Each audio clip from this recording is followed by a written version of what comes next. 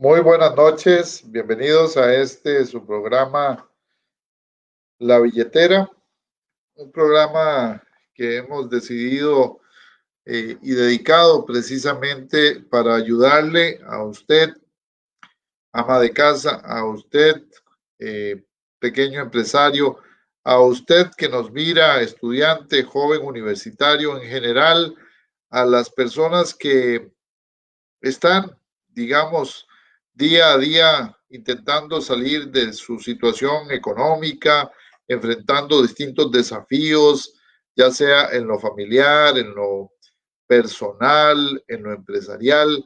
Y el día de hoy, pues la verdad, con un interés muy personal, muy con muchísimo cariño, quisiéramos explicarles de una manera muy llana, muy tranquila, muy serena, muy, espero yo, pedagógica, eh, en qué consiste el acuerdo con el Fondo Monetario Internacional. Para que usted, ama de casa, para que usted, pequeño empresario, para que usted, estudiante, para que usted, persona que está mirando las noticias, pueda tener un criterio de lo que está sucediendo y al mismo tiempo entienda de qué se trata esta temática. Lo primero que quisiera pasar a preguntar y aprovechando es nuestro consejo del día. Eh, Nuestro consejo del día de hoy significa, pues es un consejo que esperamos le ayude, le colabore con la dinámica económica que usted tiene. Por lo general, los costarricenses somos muy descuidados con nuestras finanzas. Por lo general, los costarricenses no llevamos al día el pago de nuestros créditos. Y algunas veces no lo hacemos no porque no queramos pagarlo, sino porque somos muy olvidadizos en relación con este tema. Yo quisiera decirles que lo más apropiado para poder enfrentar la situación en donde no podemos dejar que se nos acumulen intereses sobre intereses o mecanismos que nos carguen en la tarjeta algo adicional porque nos puede desbalancear la billetera al final del mes, es tener un mecanismo de pago automático de prácticamente todo lo que nosotros tengamos que pagar. Pagar el agua, la luz, pagar el internet, pagar los créditos, las tarjetas de los bancos y todo tenerlo automatizado con el banco, con un solo banco, de tal manera que podamos nosotros consolidar las deudas y además podamos administrarlas de una manera más sencilla.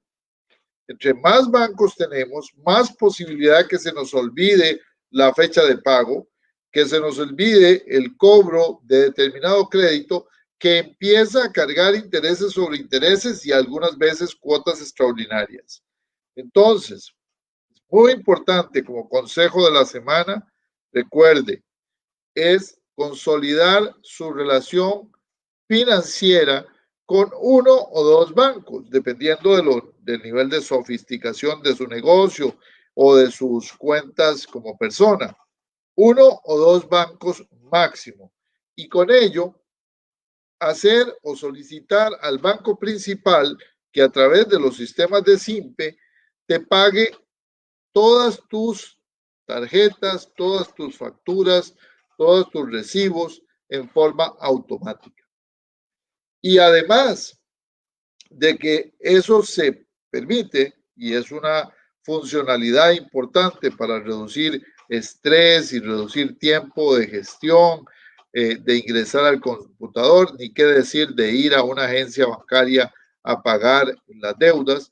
Es un tema muy importante que usted lleve una tablita de Excel, una tablita básica, donde vaya midiendo cuánto es lo que recibió de pago o cuánto fue lo que pagó el mes pasado y lo vaya comparando mes a mes. Cuando hay un sobresalto o un salto exagerado de más de 5.000 colones en el cambio de uno de esos recibos o de uno de esos créditos, usted verifique con el banco porque efectivamente puede haber habido un error en su concha y usted tiene que reclamar el pago de alguna indemnización o de alguna devolución de dinero. Eso se lo recomiendo, ese es el consejo de la semana de la billetera, el programa que semana a semana se dedica a ayudarle a usted a balancear su relación financiera. Bueno, vámonos con el tema del día. El tema del día definitivamente es el acuerdo con el Fondo Monetario Internacional. Lo primero que quisiera hablarles es qué es el Fondo Monetario Internacional, de dónde viene este coco que hoy nos hace sentir todo el desorden en las calles y toda la situación de los actores que están en contra. ¿De dónde viene este coco? Bueno, cuando la posguerra terminó, cuando se dio el fenómeno de guerras en el siglo pasado, la guerra mundial, la Segunda Guerra Mundial terminó, se crearon una serie de organizaciones para, de alguna manera, empujar la economía global y además para evitar que se dieran nuevamente situaciones que llevaran a una tercera guerra mundial. Y en ese contexto se crean varias organizaciones, entre ellas el Fondo Monetario Internacional, cuyo objetivo es esencialmente convertirse en una especie de instrumento o institución que permite que los desequilibrios en los mercados financieros no provoquen crisis que lleven a un deterioro mayor o mayúsculo de los países. Es una especie de institución que supervisa el funcionamiento de las economías de mercado, el funcionamiento de las economías occidentales. Y entonces es un club de socios en donde cada uno de los países que participa de alguna manera se compromete a ser observado de forma tal que su funcionamiento en su sistema económico y sobre todo en su relación de finanzas, es decir, en el mercado financiero, sea estable, sea razonablemente buena, sea un comportamiento acorde con las condiciones del mercado mundial.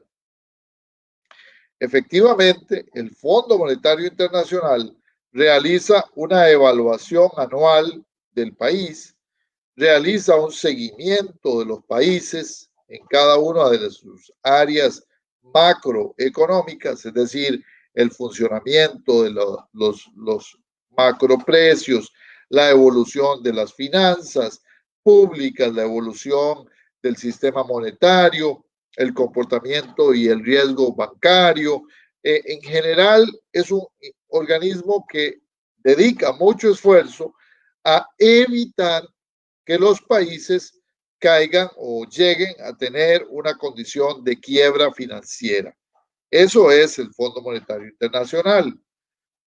El problema, digamos, del seguimiento del fondo, pues es básicamente una especie de actor externo, profesionales en economía, en finanzas, en derecho público, en funcionamiento de los estados, política pública.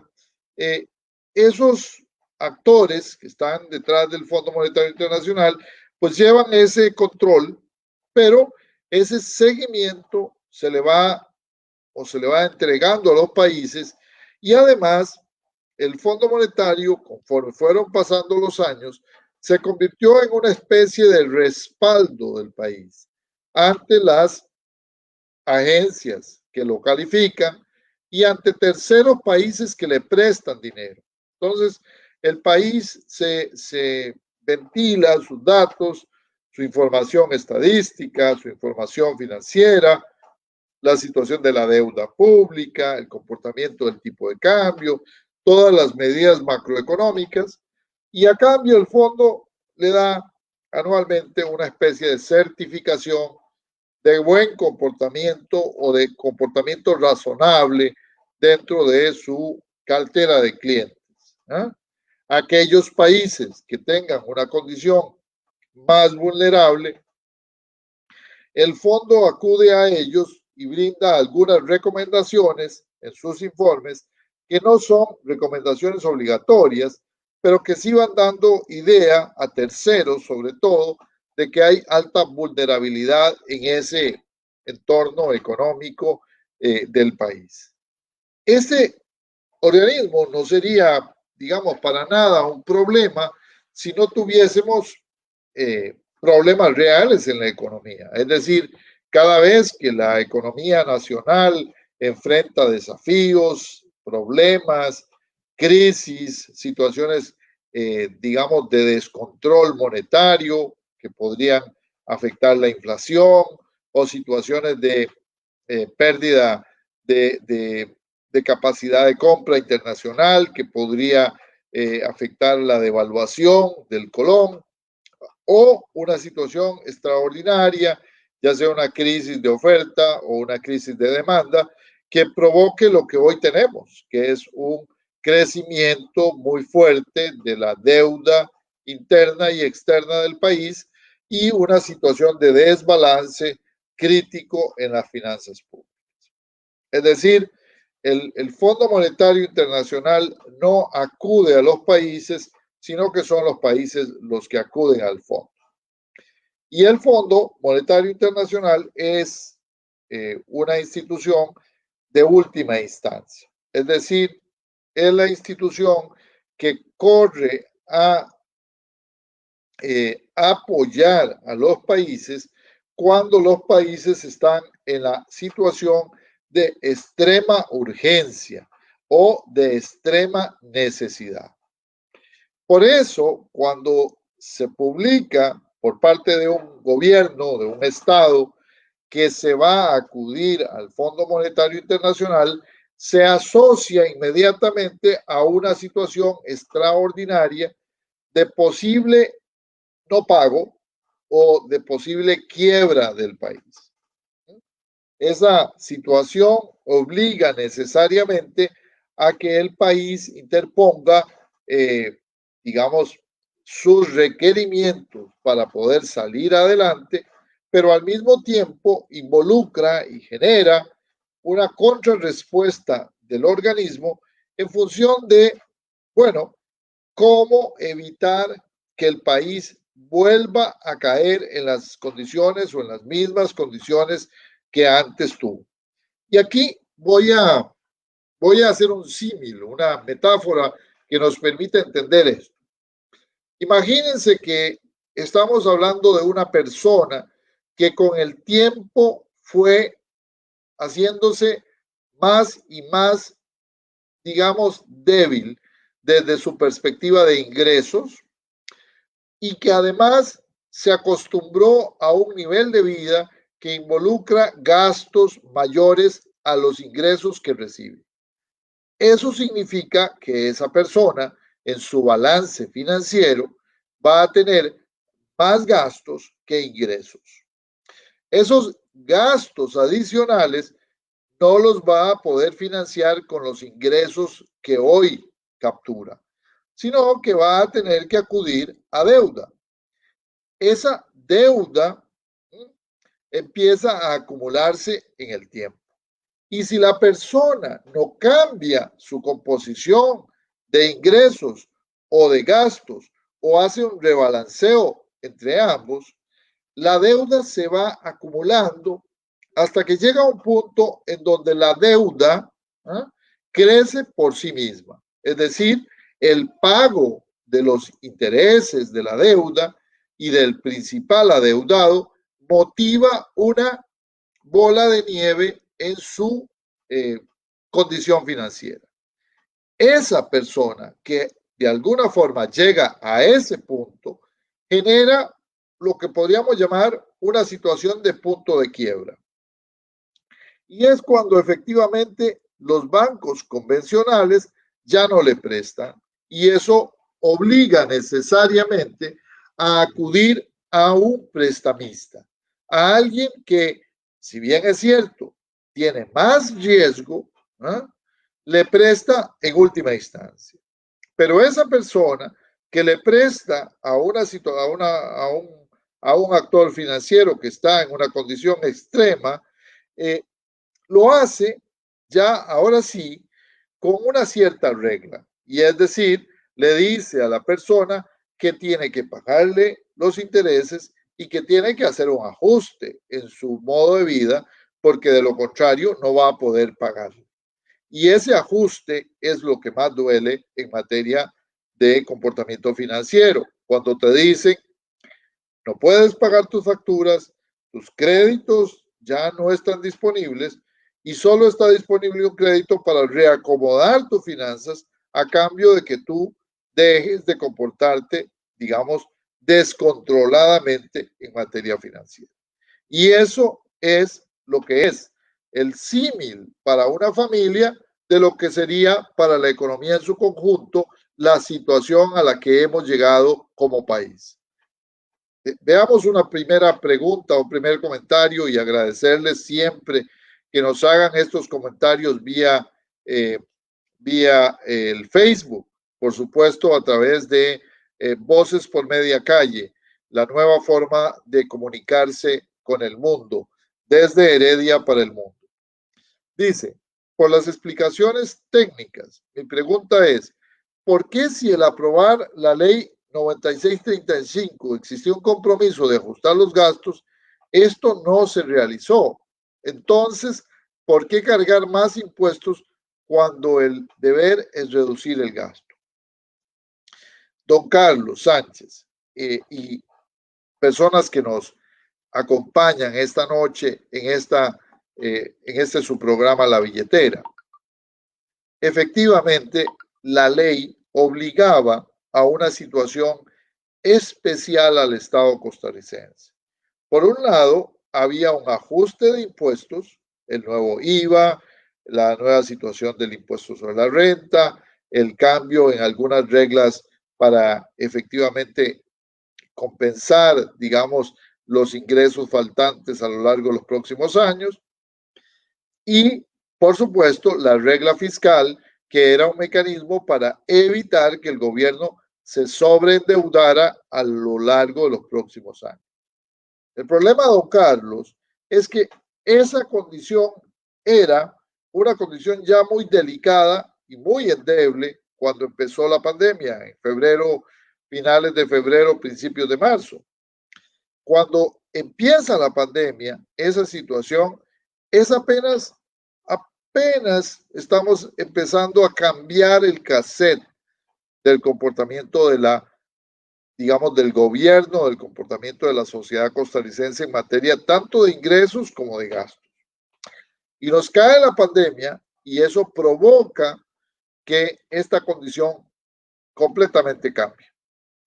Y esto cambia no para bien, cambia para mal, porque por un lado tenemos que gastar más para poder atender la pandemia, pero por otro lado, los actores económicos tienen que de alguna manera ver cerrados sus negocios o cerradas sus oportunidades en una serie de sectores económicos vitales, y eso genera además un crecimiento en el desempleo que reduce la demanda agregada y que provoca ya ahora sí a lo largo de los últimos 8 meses una recesión económica mayúscula, que reduce la capacidad del Estado de cobrar impuestos y que aumenta también de alguna manera el déficit fiscal.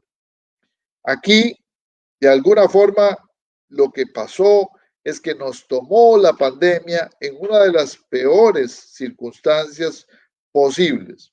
Es decir, la economía costarricense venía mal, venía padeciendo de un problema serio, crónico de déficit público, de un problema serio de crecimiento de la deuda, y esto significa que de alguna manera esa empresa, que es el país de todos, ese gobierno, estaba muy débil desde el punto de vista fiscal para atender las condiciones de la pandemia. Siguió las recomendaciones al pie de la letra de la Organización Mundial de la Salud, cosa que nos ha hecho en parte bien, porque nos ha permitido preparar la sociedad y preparar el sistema de salud para atender los avatares de la parte sanitaria, pero nos creó un problema muy serio en la economía. Y eso es a lo que de alguna forma hemos estado atendiendo en los últimos meses del año. Entonces, claro, ahora corresponde hacer ese ajuste. Y ese ajuste, por el lado de los gastos, es muy complejo, porque obliga a ajustar ya una economía que está de alguna manera deprimida en su capacidad de compra. Entonces, ajustar el lado de los ingresos aprieta más el cordón, aprieta más la faja y hace que la economía también genere más recesión. Pero por el otro lado, si no se hace eso, lo que tenemos es un crecimiento de la deuda y la posibilidad de que el Estado se declare en impago. Es decir, que el Estado no tenga dinero para pagar sus deudas. Y eso, de alguna manera, por supuesto que nos afecta a todos, no solo a los empleados públicos, no solo a las empresas que le venden servicios al sector público, a toda la sociedad costarricense.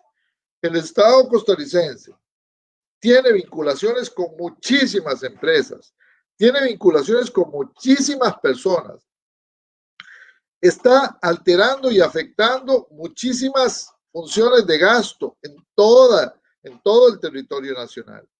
De tal manera que apretar la faja excesivamente del lado del gasto también es un problema muy serio y podría de alguna forma echarle más leña a la hoguera.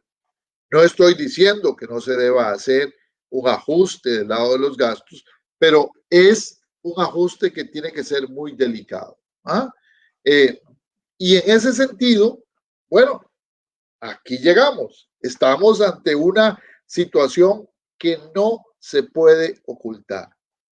Los que trabajamos en este ámbito, lo dijimos casi desde principios del mes de abril, la economía costarricense está en shock y va a tener un efecto muy fuerte en empleo, en producción, en desigualdad, en exclusión, en pobreza. Y los resultados son evidentes. La situación económica del país ha pasado de cuidado de sala de emergencias a cuidados intensivos. Y digo, estamos pasando de la sala de emergencias en la que estábamos hacia principios de febrero a cuidados intensivos ahora en el mes de octubre, donde la situación fiscal es abrumadoramente difícil.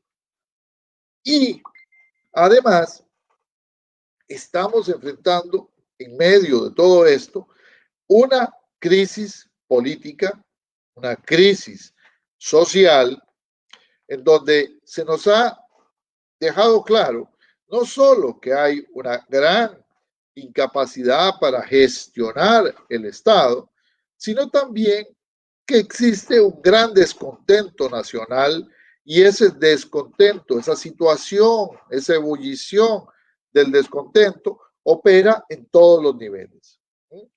No necesariamente, por lo menos por parte mía, es de recibo aquellos que dicen que esta situación es solamente unos cuantos, digamos, políticos haciendo bulla en relación a la próxima campaña electoral.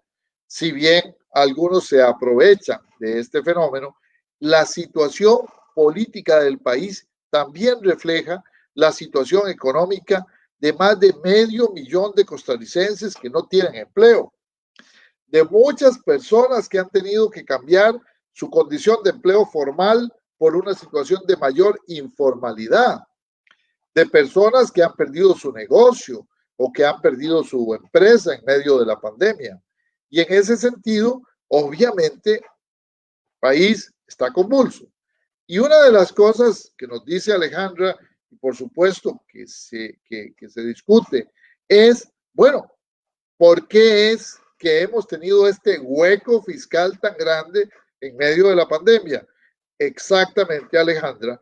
Una de las razones es porque la estructura fiscal nuestra es muy débil, está muy llena de agujeros, para decirlo de una manera, digamos, un poco coloquial. Si estuviésemos hablando de sacar agua del río, estaríamos con un canasto intentando cobrar impuestos.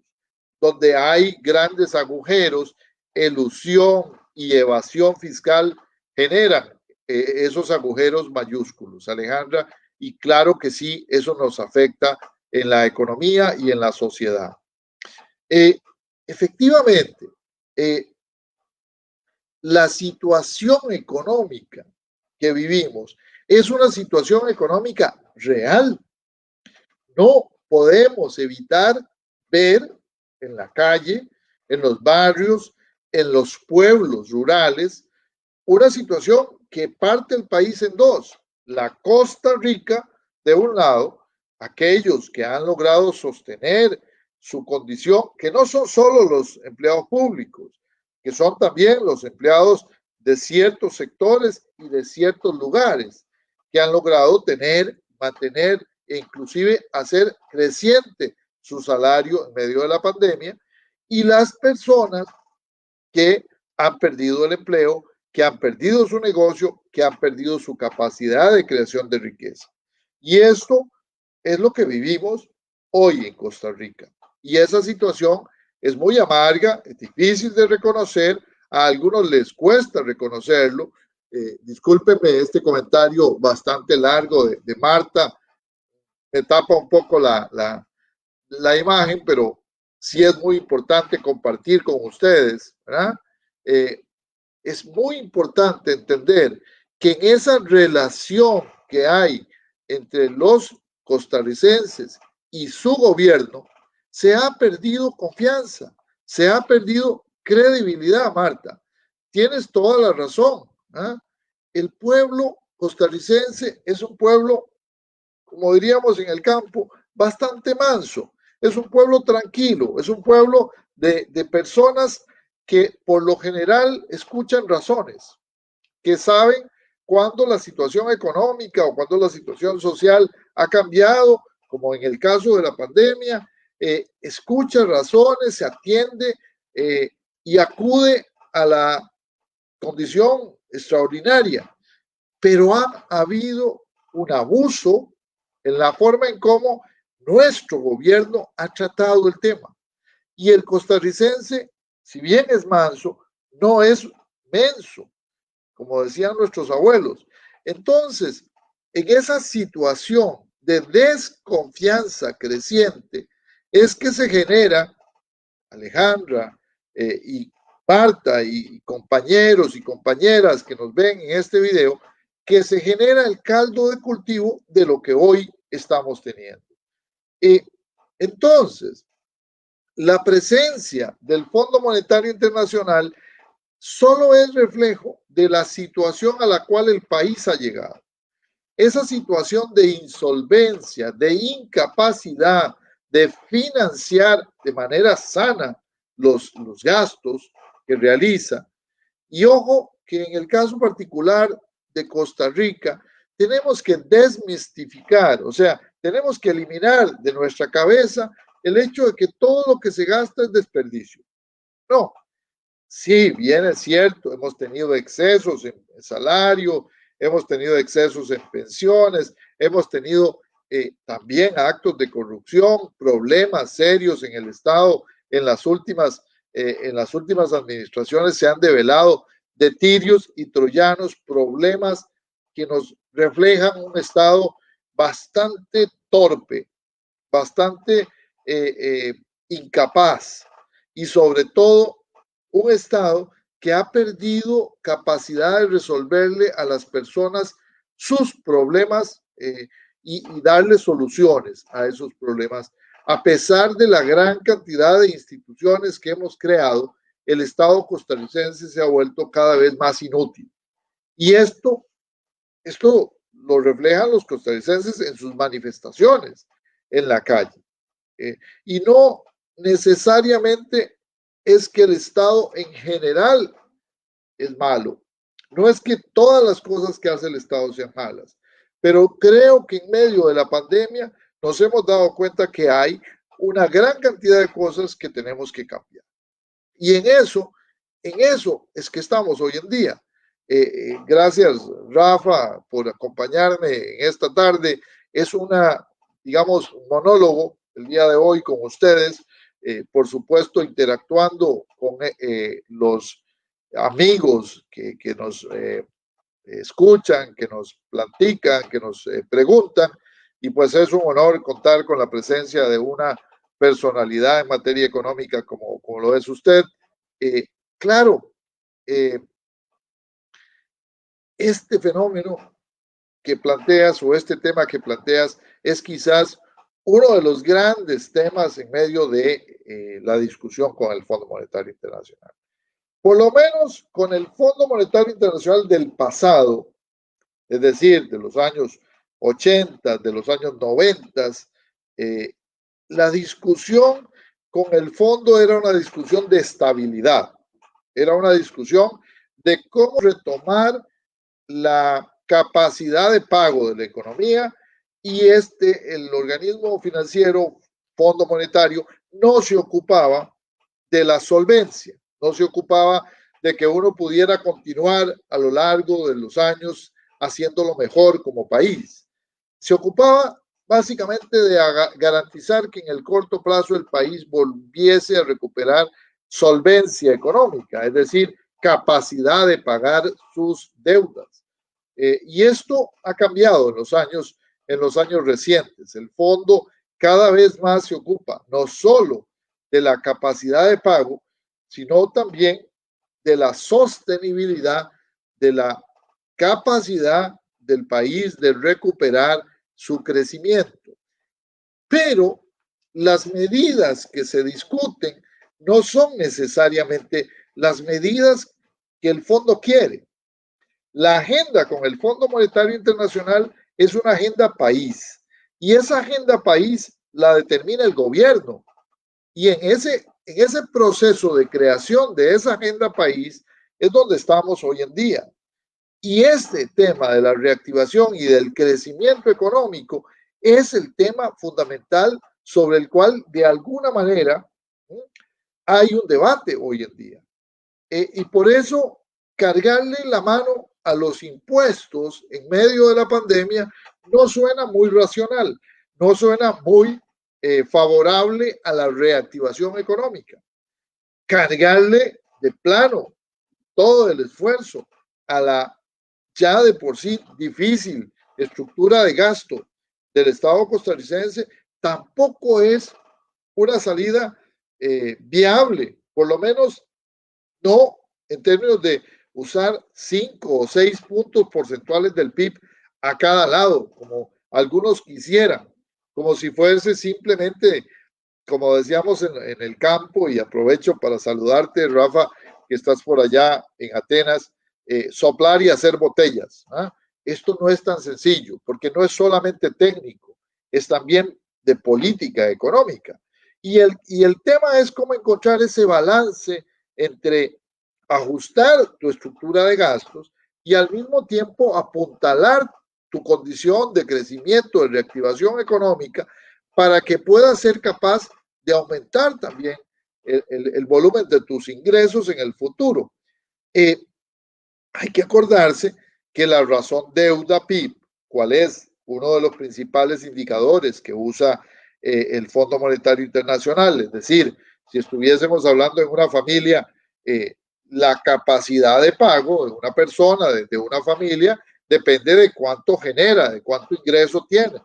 Entonces, no importa si tiene una deuda alta, pero si esa familia tiene una capacidad de generar ingresos suficientemente alta, pues se compensa y obviamente la deuda no es un problema. Entonces hay que tener cuidado con atacar el problema de la deuda como un problema estático. Hay que trabajar en una condición dinámica. Es decir, hay que entender que si vamos a resolver el problema, tenemos que apuntalar las 4 piezas de la ecuación. Y llamo las 4 piezas de la ecuación lo siguiente: los gastos, los ingresos, que son directamente involucrados en la deuda, el PIB, la producción, la reactivación económica, como lo estás proponiendo y como lo he propuesto yo en algunos de los artículos que he escrito, que es vital para poder desencadenar más crecimiento económico y reducir ese volumen de deuda a PIB. Y algo muy importante, y es quizás la variable que a los economistas nos cuesta, y aquí yo sé que don Rafael no me vas a dejar mentir, eh, nos cuesta mucho, y es que esto no puede hacerse a contrapelo de lo que sucede en la sociedad costarricense. Es decir, no se puede cargar sobre ya actores que están recibiendo una situación fuertísima, producto del desempleo y de la condición extraordinaria que están viviendo, no se puede cargar más la mano sobre ese componente de la sociedad.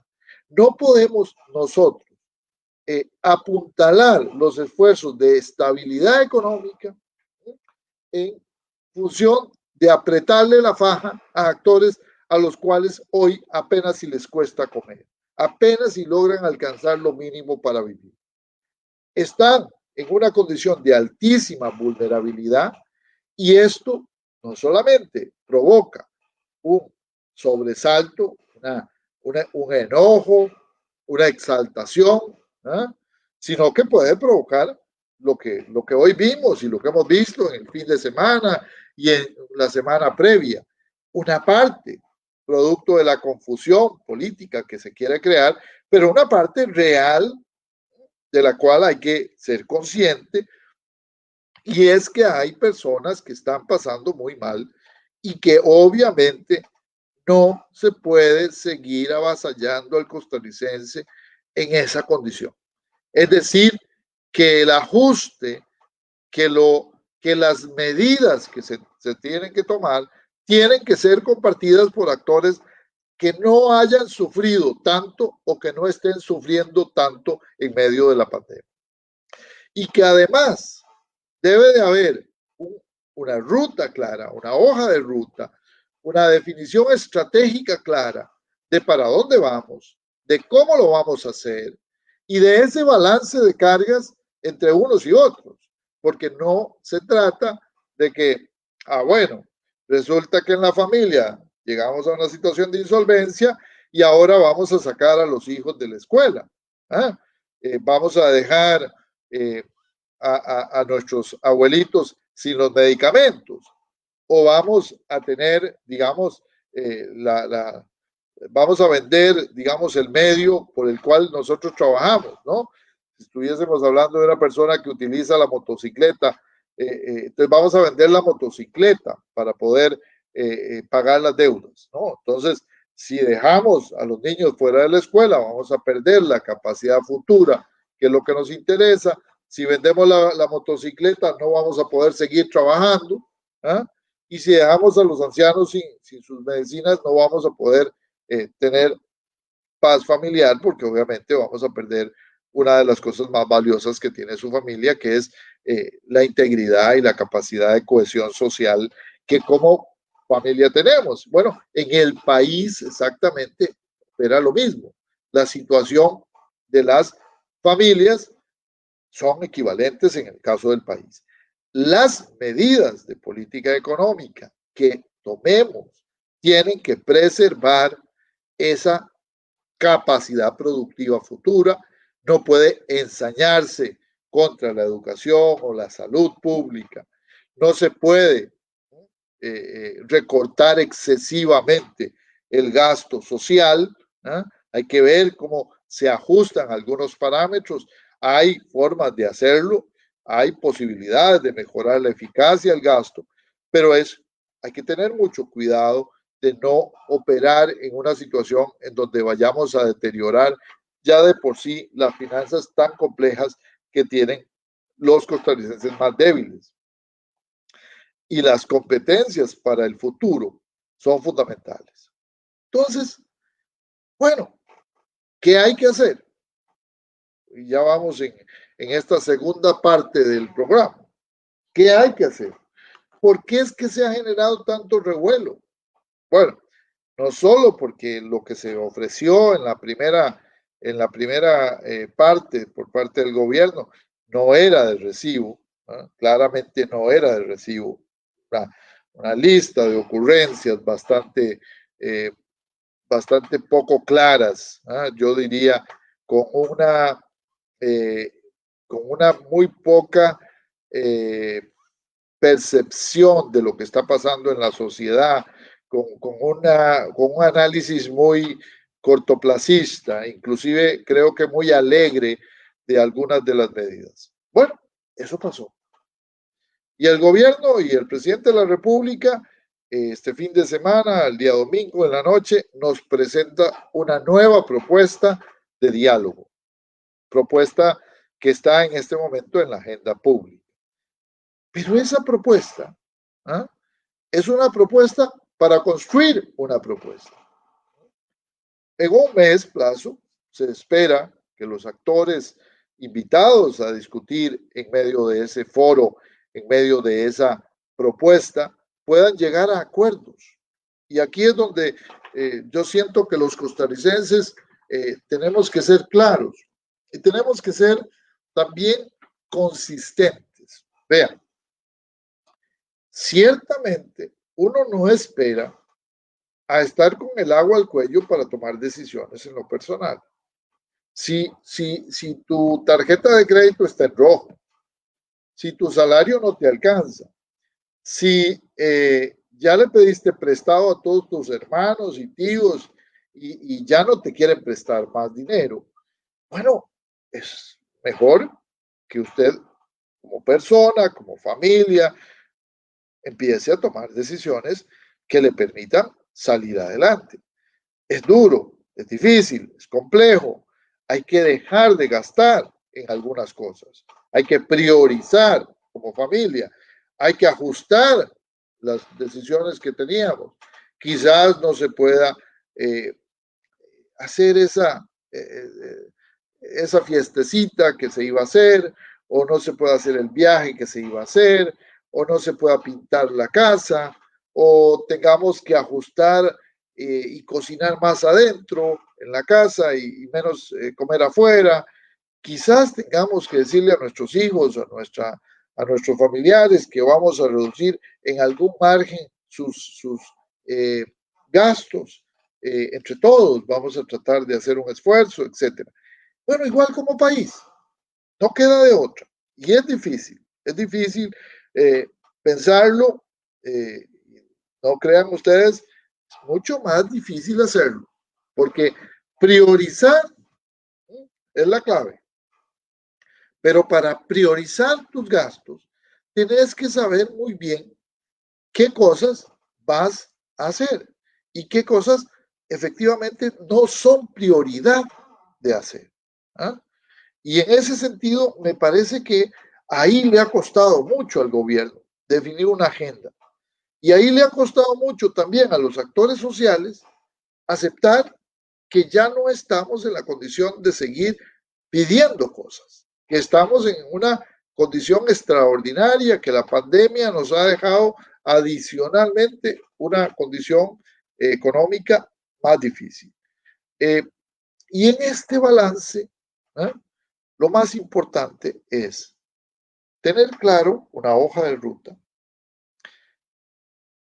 tener confianza entre los actores que participan de esa definición y además tener liderazgo y capacidad para tomar acuerdos, para hacer coincidencias, para armar un esquema que aunque no sea el mejor, permita salir adelante. Las decisiones del país son tremendamente importantes. Y obviamente desde el punto de vista técnico, miren, cada uno de nosotros podría perfectamente decir, es que esto es lo que hay que hacer y eso es lo que se tiene que hacer. ¿Ah? muy comúnmente los distintos actores dicen de la boca para afuera lo que tienen que hacer los demás, pero hacia adentro no me venga a decir qué es lo que yo tengo que hacer. ¿Ah? Bueno, como país nos toca hoy poner esa agenda enfrente. Y además nos toca abrir el abanico de actores. Porque si bien es cierto, los actores que forman parte de la Asamblea del Banco Popular son los actores formales de nuestro país del siglo pasado, hoy tenemos una composición país mucho más compleja y hoy tenemos una característica país mucho más amplia. Entonces, hay que abrirse a escuchar más voces. Somos más heterogéneos como país. Estamos más destinados a tener que escucharnos, no solo escuchar y exigir que me escuchen, sino escucharnos desde diferentes posiciones y desde diferentes orientaciones, tanto ideológicas, políticas, religiosas, de sectores productivos, de sectores sociales, de regiones del país que de alguna manera han quedado borradas en el mapa por distintas razones, por deficiencias del sistema político, por incapacidad del gobierno, por lo que fuese. Hoy tenemos que ser capaces de escucharnos y de ponernos de acuerdo. Pero ojo, y con esto vamos cerrando esta discusión del programa de hoy. ¿El Fondo Monetario Internacional nos puede ayudar? Bueno, nos podría ayudar si somos lo suficientemente inteligentes para proponer un programa de reactivación económica, de ajuste de nuestras finanzas públicas, primero gradual, segundo, que no comprometa la inversión futura del país, que no comprometa la paz social, que articule lo mejor de lo posible, ¿eh? Tanto del lado de los ingresos como del lado del gasto público, y que permita reorganizar, redefinir, reorientar lo que se ha hecho en los últimos meses, en los últimos años en el país. Si eso lo logramos, por lo menos para salvar este proceso de diálogo y de toma de decisiones, yo personalmente me sentiría satisfecho. Si no lo logramos como país, bueno, la salida con fondo o sin fondo es irnos al fondo. Es decir, si uno en la empresa familiar no acepta tomar decisiones a tiempo, no acepta ajustar su balance, bueno, tarde o temprano el mercado le obliga y la quiebra se viene encima. En condiciones de quiebra, el problema es que la decisión del país y la decisión de cada uno ya no va a contar.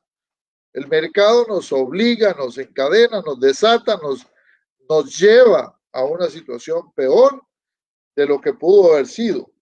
Si nosotros dejamos que el enfermo se complique en cuidados intensivos y no, digamos, actuamos a tiempo, pues muy probablemente no vamos a poder salvar la vida del paciente. Igual en la economía, si nosotros dejamos que la sociedad y que el gobierno no tome ninguna medida porque no es viable políticamente, porque no es políticamente correcto, porque no quiere complicarse, porque quiere congraciarse con uno, con el otro. Si eso sucede, si este acuerdo lleva a un sinsentido, a una situación de no retorno, el país va a caer en una crisis mucho mayor y probablemente vamos a tener que declararnos en bancarrota. Lo digo con todo el cariño de quienes me conocen. En unas semanas atrás, el país pudo haber tomado otro rumbo. El país pudo haber definido otra orientación. Pero a la hora de la hora, estamos llegando a la última de las oportunidades. Si no cerramos un acuerdo social que realmente garantice que la economía es viable, nosotros estamos condenados al fracaso. Y como en una familia, si no se logra resolver, bueno, la familia quiebra.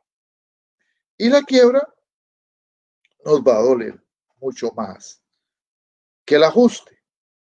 Ojo, el ajuste es duro, es difícil, es complejo, lleva implícito ¿ah?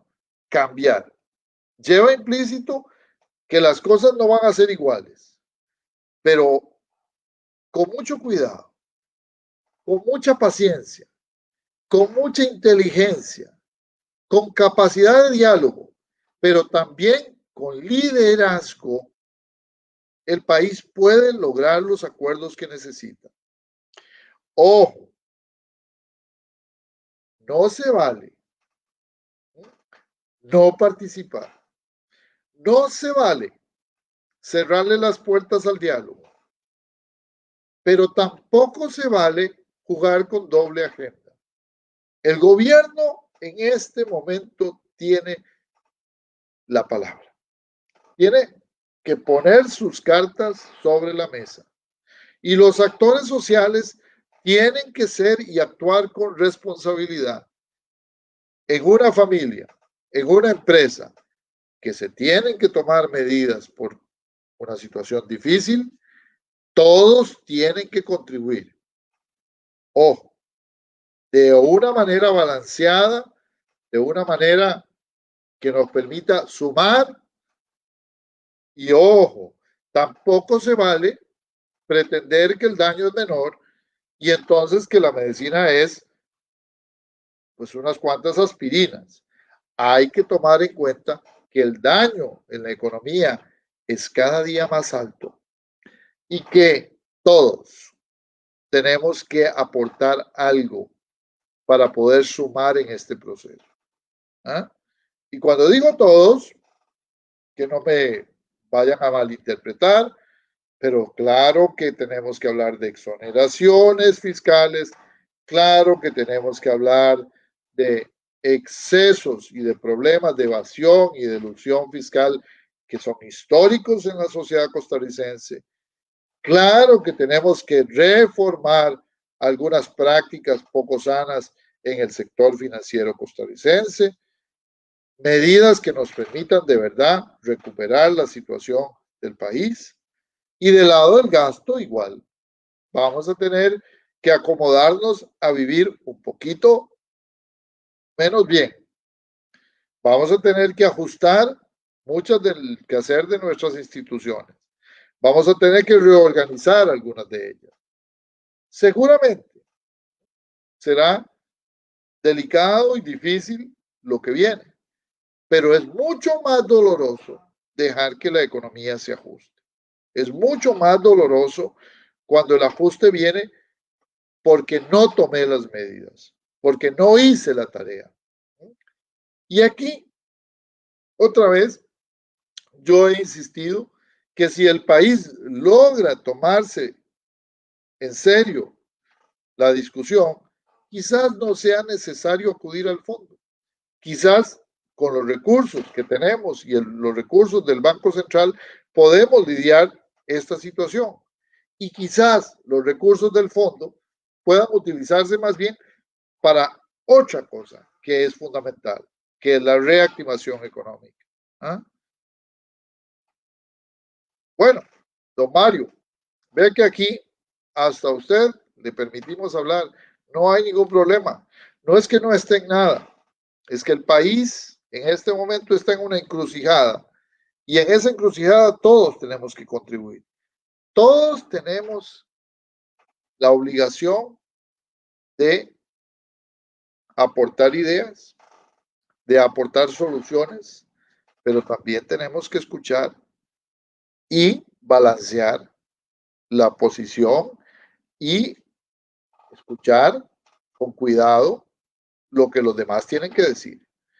Si eso no es así, yo creo que el país está destinado a tener una crisis muy fuerte.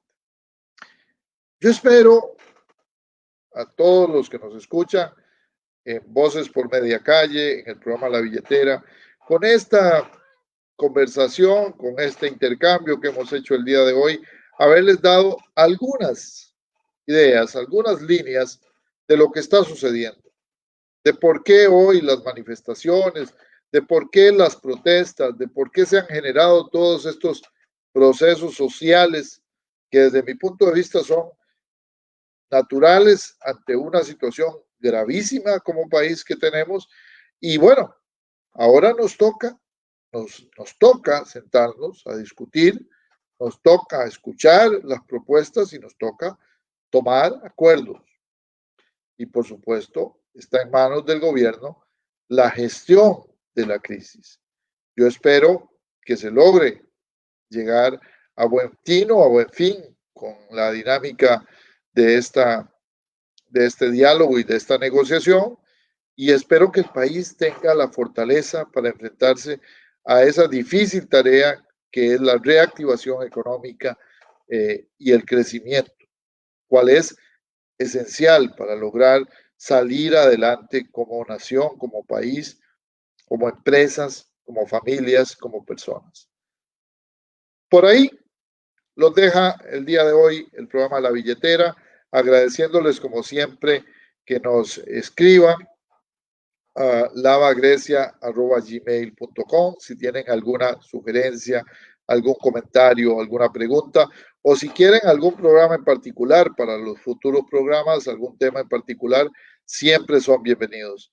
Y don Mario, espero que usted pueda revisar el programa y si sigue pensando que estamos en nada, pues lo invito a ser un poquito más constructivo en sus comentarios. Muy buenas noches y que la pasen muy bien. Los dejamos y nos vemos de hoy en 8 días, Dios mediante.